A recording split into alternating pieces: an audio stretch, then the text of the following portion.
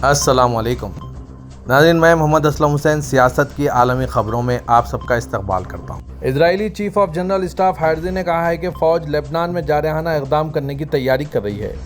فوج کی طرف سے جاری کردہ بیان کے مطابق اسرائیلی چیف آف جسٹس نے مقبوضہ گولان کی پہاڑیوں کا دورہ کیا۔ یہاں اپنے بیان میں انہوں نے کہا کہ اسرائیلی فوج حزب اللہ کے خلاف لڑائی پر توجہ مرکوز کر رہی ہے اور دشمن کے علاقے لبنان میں جارحانہ اقدامات کرنے کی تیاری کر رہی ہے۔ انہوں نے اس بات کا دفاع کیا کہ وہ یہ کارروائی شمالی علاقے کے ساتھ ساتھ گولان کی پہاڑیوں کے باشندوں کو لاحق خطرات کو کم کرنے زیر مقصد کر رہے ہیں۔ حزب اللہ کی جانب سے جاری کردہ تحریری بیان میں کہا گیا ہے کہ اسرائیل کے شمال میں فوجی ٹھکانوں اور اسرائیلی فوجیوں کے زیر استعمال عمارتوں کو میکاز ڈرونز اور میزائلوں سے نشانہ بنایا گیا۔ بتایا گیا کہ حملوں میں اہداف کو پوری درستگی کے ساتھ نشانہ بنایا گیا۔ لبنانی خبررساں CNN نے اطلاع دی ہے کہ اسرائیل کے جنگی طیاروں کے ملک کے جنوب میں واقع قصبے ایترون پر 2 الگ الگ حملوں میں ایک مکان مکمل طور پر تباہ ہو گیا ہے۔ امریکی وزیر خارجہ اینٹھنی بلنکن نے دعویٰ کیا ہے کہ نئے امریکی صدر کی کرسی صدارت سنبھالنے سے پہلے سعودی عرب اسرائیل کو تسلیم کر لے گا۔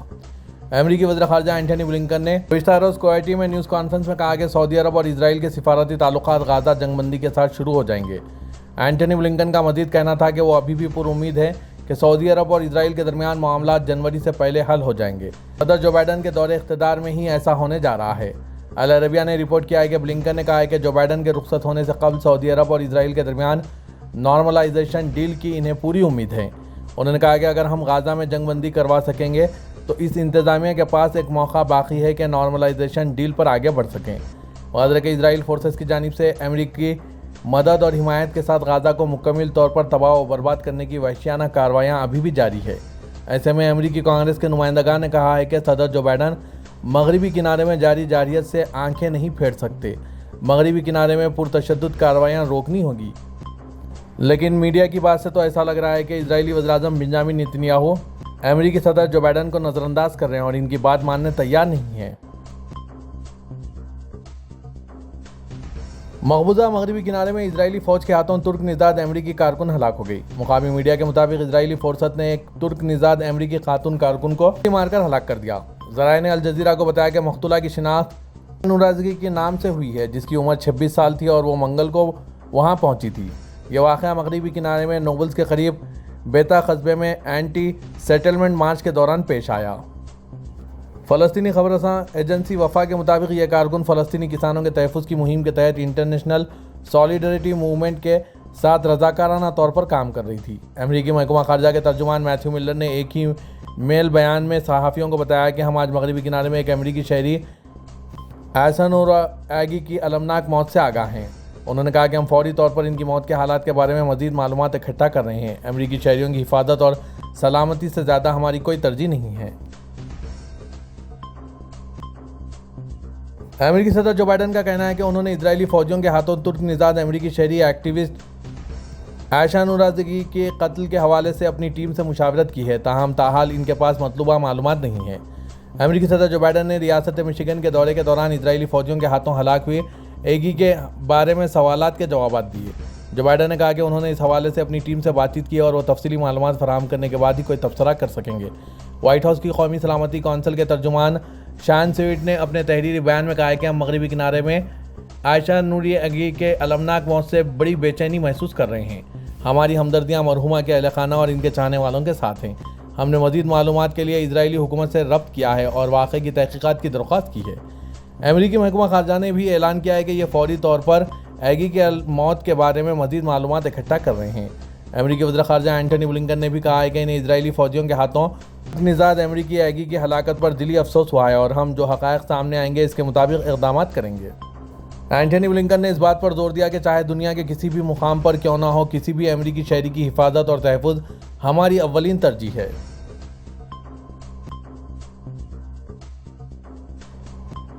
اسرائیل کی جانب سے قتل و غارت گری کا بازار گرم کر اسرائیلی فوج کے مغربی کنارے پر حملے میں ایکٹیوسٹ عائشہ نورازگی کے قتل پر دنیا بھر میں شدید رد عمل سامنے آ رہے ہیں۔ فلسطینی وزارت خارجہ نے کہا ہے کہ مقبوضہ مغربی کنارے میں اسرائیلی فوجیوں کے ہاتھوں امریکی شہریت رکھنے والی ترک کارکن ایزگی کا قتل اسرائیلی سیاستدانوں کی ہدایت کا ایک نتیجہ ہے۔ وزارت کی طرف سے جاری کردہ تحریری بیان میں کہا گیا کہ یہ جرم خابیص اسرائیل کی طرف سے ہمارے لوگوں کے خلاف کیے جانے والے جرائم کا ہی ایک تسلسل ہے، اس میں نسل کشی اور جبراً نقل مکانی کا جرم بھی شامل ہے۔ قابض ریاست ان لوگوں کو بھی نشانہ بنا رہی ہے جو ہمارے عوام کے دعوے اور حقوق کے ساتھ اظہار یکجہتی کرتے ہیں۔ ایکٹیوسٹ عائشہ نور ازگی کے قتل کی مذمت کرتے ہوئے بیان میں کہا گیا ہے کہ کارکن عائشہ نور کا قتل قابض ریاست کی سیاسی سطح پر ہدایت اور پالیسیوں کا عملی عکاس ہے، جس نے فوجیوں کے لیے فلسطینی عوام اور ان کے ساتھ اظہار یکجہتی کرنے والے ہر فرد کو مارنے کے لیے اصلی گولیوں کا استعمال کرنا سہل بنا رکھا ہے۔ عائشہ نور ازگی کے قتل پر رد عمل کا اظہار کرتے ہوئے نیبلس کے گورنر غسان نے کہا ہے کہ اسرائیل امریکہ کے فراہم کردہ ہتھیاروں سے فلسطین میں امریکی کارکنوں کا قتل کر رہا ہے۔ فلسطینی گورنر نے کہا کہ اسرائیل فلسطینیوں کے ساتھ اظہار یکجہتی کرنے والے امریکیوں سمیت غیر ملکیوں کو بلا تفریق قتل کرتا ہے۔ فلسطینی لبریشن آرگنائزیشن کی ایگزیکٹو کونسل کے سیکریٹری جنرل حسین شیخ نے بھی اسرائیلی فوج کی طرف سے ازگی کے قتل کا مقدمہ بین الاقوامی عدالتوں میں چلانے کا مطالبہ کیا۔ حماس نے اپنے تحریری بیان میں کہا ہے کہ اسرائیلی فوجیوں کے ہاتھوں ترک کارکن کا قتل امریکی متعصبانہ پالیسیوں کا نتیجہ ہے۔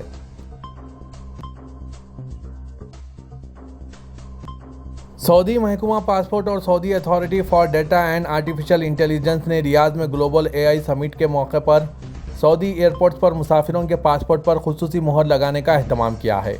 SPA کے مطابق جدہ کے کنگ عبدالعزیز ایئرپورٹ، ریاض کے کنگ خالد ایئرپورٹ اور دمام کے کنگ فہد ایئرپورٹ پر مسافروں کے پاسپورٹ پر 10 سے 12 سپٹمبر 2024 تک ہونے والی گلوبل AI سمٹ کے حوالے سے خصوصی مہر لگائی جائے گی۔ گلوبل آرٹیفیشل انٹیلیجنس سمٹ کا تیسرے ایڈیشن 10 سے 12 سپٹمبر تک ریاض میں منعقد ہو رہا ہے، جس میں تقریباً 100 ملکوں کی 300 سے زیادہ شخصیات اور آرٹیفیشل انٹیلیجنس ماہرین شرکت کر رہے ہیں۔ سعودی عرب انٹیلیجنس ٹیکنالوجی کے ماہرین اور ٹیک کمپنیوں کے عالمی اجتماع کا خیر مقدم کرے گا۔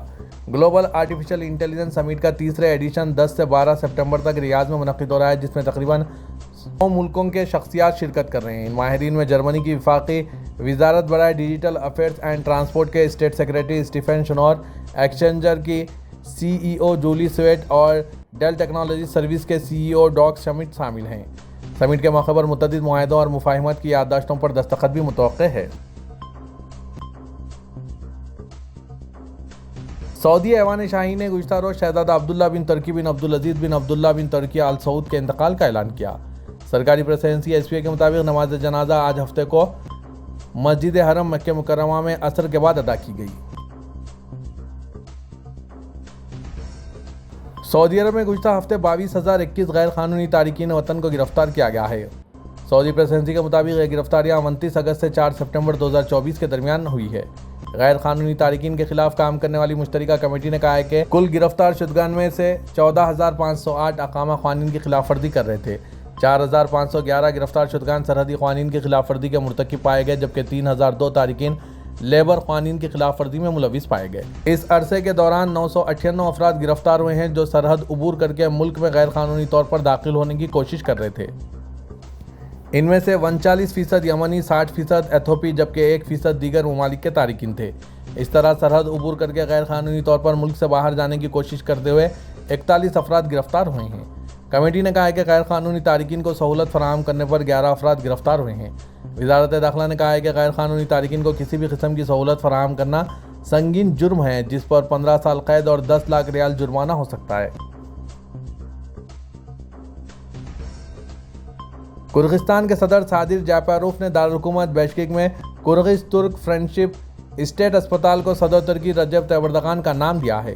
صدارتی پریس سینٹر کی طرف سے جاری کردہ تحریری بیان کے مطابق جاپاروف نے بیشکیک میں ترک کرغز فرینڈشپ اسٹیٹ اسپتال کا نام اب سے رجب طیب اردغان رکھنے کی قرارداد پر دستخط کیے۔ قرارداد میں کہا گیا ہے کہ بیشکیک اسٹیٹ کرغز ترک دوستی اسپتال کو جمہوریہ ترکیہ کے صدر ترکی رجب طیب اردغان کے کرغز ترکیہ تعلقات کی مضبوطی اور ترقی کے لیے انتھک محنت کے صلے میں ان کے نام سے منسوب کر دیا گیا ہے۔ 72 بستروں کی گنجائش کے حامل جدید اسپتال کو ترکیہ تعاون اور رابطہ ایجنسی نے تعمیر کیا تھا۔ پاکستان کے نائب وزیر اعظم اور وزیر خارجہ اسحاق ڈار نے کہا ہے کہ برطانیہ کے لیے PIA کی پروازوں کی بحالی کی کوششیں کر رہے ہیں، جس کے لیے قوانین میں تبدیلی بھی لائی جا رہی ہے۔ آج ہفتے کو لندن میں پریس کانفرنس کرتے ہوئے وزیر خارجہ اسحاق ڈار نے کہا کہ برطانیہ میں 17 لاکھ پاکستانی آباد ہیں۔ ہم PDM کی حکومت کے دور سے یورپی یونین اور برطانیہ کے ساتھ PIA کی پروازوں کی بحالی سے متعلق بات چیت کر رہے ہیں۔ انہوں نے کہا کہ مجھے برطانیہ آتے ہوئے پرواز کے دوران بہت سے ہم وطن یہی پوچھ رہے تھے کہ کیا PIA کی پروازیں بحال ہوں گی، تو ہم نے انہیں یہی بتایا کہ ہم پوری کوشش کریں گے۔ PTI کے دور میں ایک وزیر کے غیر ذمہ دارانہ بیان کی وجہ سے ان پروازوں پر پابندی لگا دی گئی تھی۔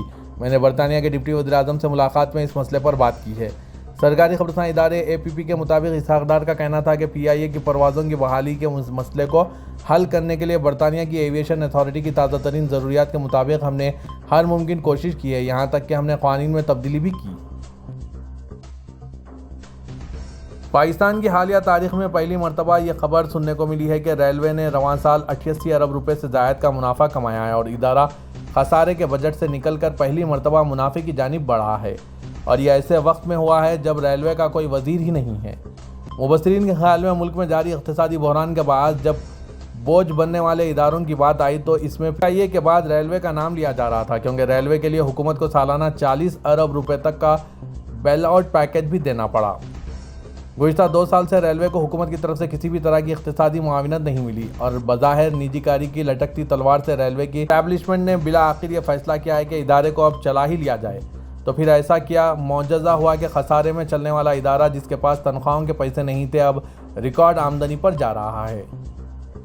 اس سوال کا جواب دیتے ہوئے Pakistan railway director general public relations Hassan Tahir Bukhari نے میڈیا کو بتایا کہ یہ معجزہ خود ادارے کے اندر سے ہی ہوا ہے، اور پچھلے 2 سالوں سے یہ بات بور ہو چکی ہے کہ ریلوے کو چلنا ہوگا ورنہ ملازمین کی تنخواہیں دینا بھی مشکل ہوگا۔ جب ریلوے ملازمین کو تنخواہ پہلی تاریخ کو مل رہی ہو، ٹرین وقت پر آ رہی ہو، تو یہ اس بات کی دلیل ہے کہ معاملہ بہتری کی طرف جا رہا ہے۔